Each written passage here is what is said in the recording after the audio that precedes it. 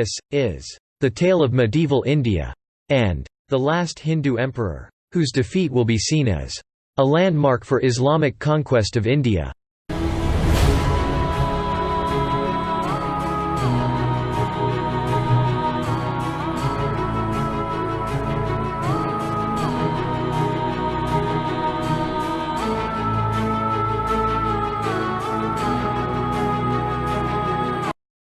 Prithviraj Chauhan was the last Hindu emperor to ever rule India. Even though several stronger Hindu rulers flourished in South India after him, and even some in northern India. He was designated as the last Hindu emperor, because Muslim rule prevailed for centuries following his defeat. Despite being overthrown, his name and story have evolved over time into a historical symbol of India's great martial valour. He was a king, leader, commander, emperor. Despite being betrayed by his own people, he fought till the end and created a legacy which would last forever.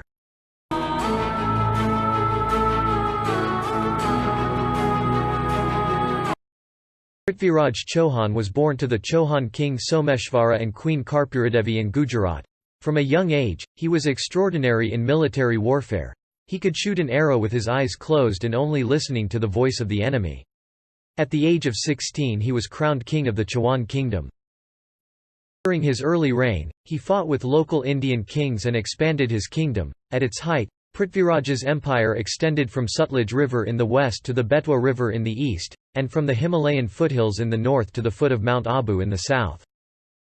Prithviraj's predecessors had faced multiple raids from the Muslim dynasties, that had captured the northwestern areas of the Indian subcontinent. By the late 12th century, the Ghazna-based, Ghurid dynasty, controlled the territory to the west whose leader was, Muhammad Ghori. Muhammad Ghori consolidated his power in the territory to the west, and shifted his base from Ghazna to Punjab, and made attempts to expand his empire eastwards, which brought him into conflict with Prithviraj Chauhan.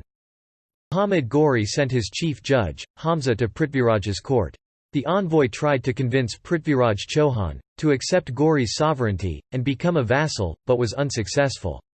As a result, war was inevitable.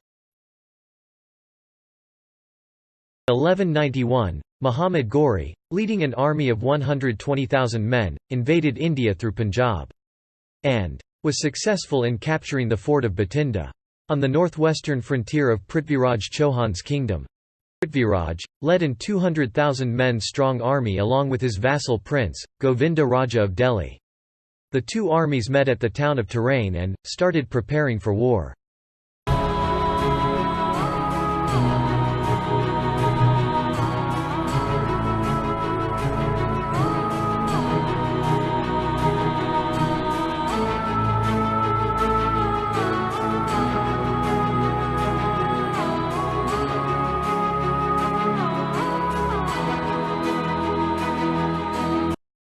Muhammad Ghori's army had been divided into three flanks: cavalry at left and right, infantry at center, with Muhammad Ghori himself, on horseback, leading the center flank.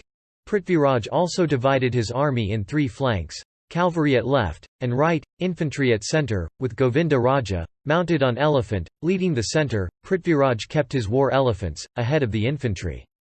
Taking advantage of the superior numbers, Prithviraj ordered his cavalry to attack. The attack was a success. Ghori's cavalry flanks were brought under great pressure, and crumbled. They were forced to retreat, and soon, Muhammad's front became an inverted circle. He was now in a dangerous situation. The two flanks having been defeated and dispersed, the decision was still to be forced in the center.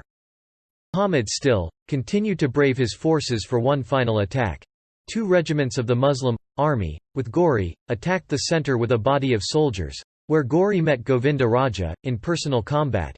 In addition to being almost twice in number, the Hindu Rajput army had another advantage: war elephants, comprising of 300 elephants, whereas Muhammad Ghori's army had no elephants.